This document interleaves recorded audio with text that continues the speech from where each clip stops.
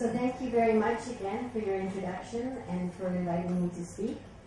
I'm going to be talking to you about my own experiences, my own research, and focusing primarily on human-computer interfaces in the field of biomedical engineering, which is a very multidisciplinary field, and I'm sure that you may have encountered that in your own experience as well. So I'm going to start by recognizing the different institutes that I belong to and have provided me with facilities and opportunities to do the research. So that includes, of course, Ryerson, Toronto Rehab, and the University of Toronto, the Institute of Biomaterials and Biomedical Engineering there. And Spiral is my own lab that I have at Ryerson, where we focus on problems of perception, problems of mobility, and the combination of those and how to rehabilitate that. Also understanding how technology can play a role and the adaptation that humans need to make in their own lives and how computers can help them. So just a quick introduction to Ryerson University. It's a fairly new university, and I think we share a lot of commonality with Savita. It started out as an institute of technology, and then it was recognized as a university, and we started our graduate programs in the year 2000. Now we have 2,000 graduate students, and we have the first standalone English undergraduate biomedical engineering program in Canada, and it is the fastest growing research university in Canada. So you can see it's right in the heart of downtown Toronto, and I welcome you. Hopefully I will see some of you there. I would love to receive you there. So I'd also like to recognize my students, without whom I would never have been able to do the research. Here are just some of them, and demonstrating their technology developments and their projects. So for example, human motion studies, training the human in terms of biomedical rehabilitation, and also providing devices, assistive devices and wearable devices to help people improve their balance and improve their mobility. We have, for our students, also symposia that they can participate in to demonstrate their work and to present their work. And it's an opportunity for them to come together and network and learn from each other. So for today, I'm going to be talking a little bit about the basics of perception, the basics of motor control, and how they relate to each other. And then biomedical signals, what kinds of signals we collect, how we analyze them and what we use them for. And control of devices, particularly I'm going to be focusing on virtual reality. And then take that to your imagination, wherever you can take that. So one of the facilities that we use is this, what we call a space ball. It allows rotation of a person in 2 axes. It can also be used as in the amusement park for just a fun ride, but we use it as a research tool. And moving the person in a controlled manner in 2 degrees of freedom. So pitch, meaning that they can rotate forward and backward, and roll, meaning that they can rotate from side to side. Provides a stimulus of movement that stimulates the semicircular canals in the inner ear. And we can then present them with some visual displays and look at their responses. What kind of responses? Well, for example, on the left you can see psychophysics. Psychophysics means that we are learning to understand psychologically the perception of our world around us. And we do that by asking the person, asking the subject, questions like, how much are you moving? When do you sense the beginning of movement? So they have to tell us when they think they're moving. Which movement is greater, so we can compare 2 different movements? Can you notice a difference in this movement versus that movement? And how sick do you feel? So we are already starting to look at the problem of motion sickness. Biomedical signals are a little bit more quantitative in that we actually can record the signal as a function of time. And we can measure things like postural responses by using accelerometers. We can measure pressure points by using pressure transducers.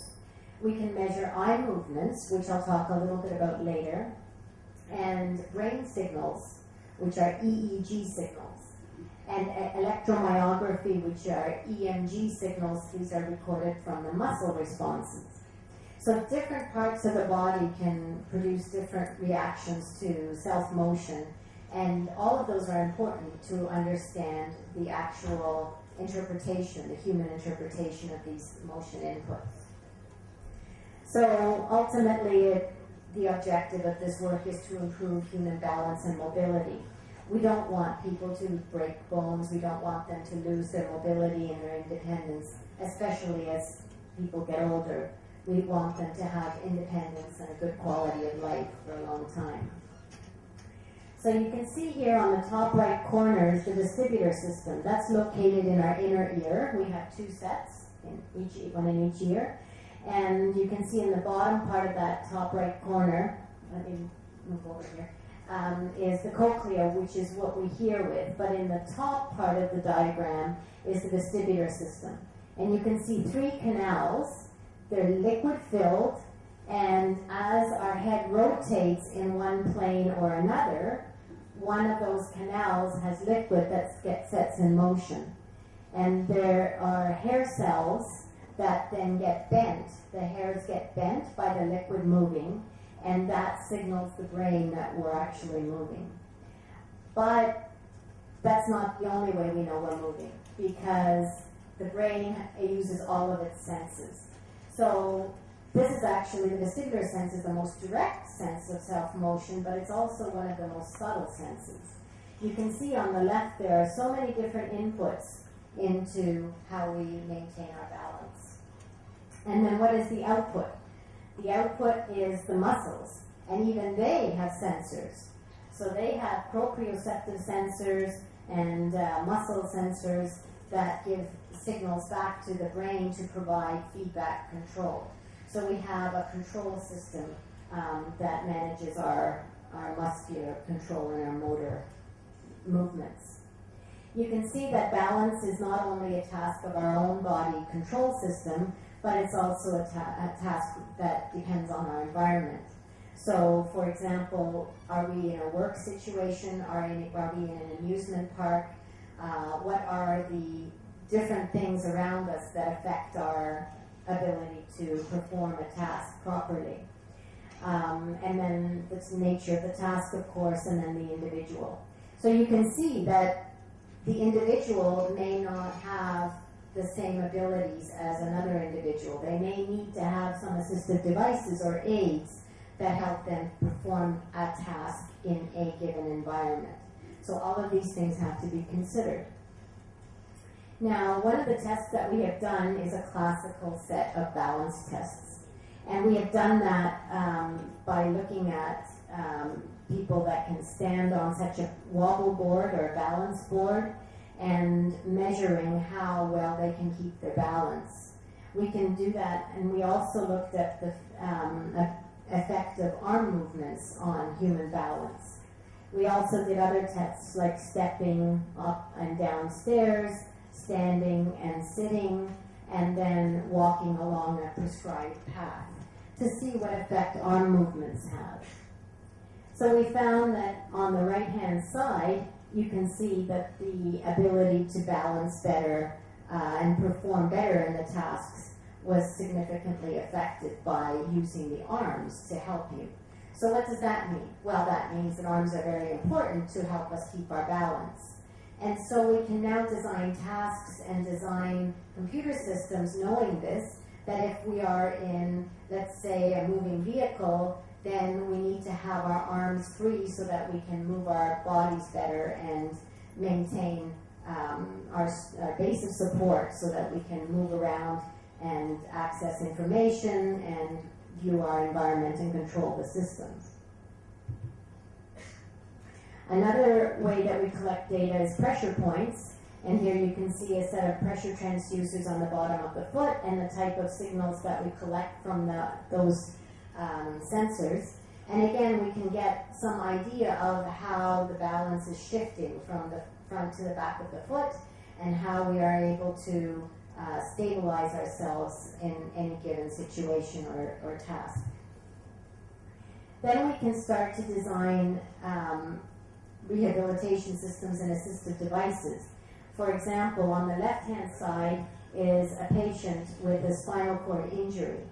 Patients with spinal cord injuries are usually restricted to wheelchairs. They are not able to stand up, perhaps, depending on their injury.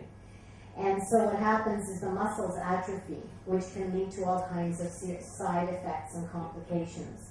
So we can help to train these muscles by having virtual reality or a computer game that is hooked up with the sensors and have them to activate their muscles through muscle stimulation, and that in fact builds muscle mass and strength and helps to return the muscle to its original condition.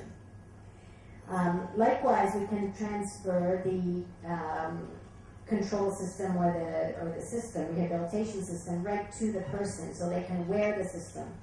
This is a balance assistive device that detects loss of balance through accelerometers and then activates transducers on the wrist to indicate to the person that they're about to lose their balance. So people who may have vestibular disorders may benefit from this by having another redundant input together with their visual system to give them balance information. So we can also record eye movements. Eye movements are an important indicator of where we are putting our attention. We can use this as a design aid in website design. Here you can see a heat map, for example, that is from a Google search page, and you can see the areas of greater attention where the person is looking at the most.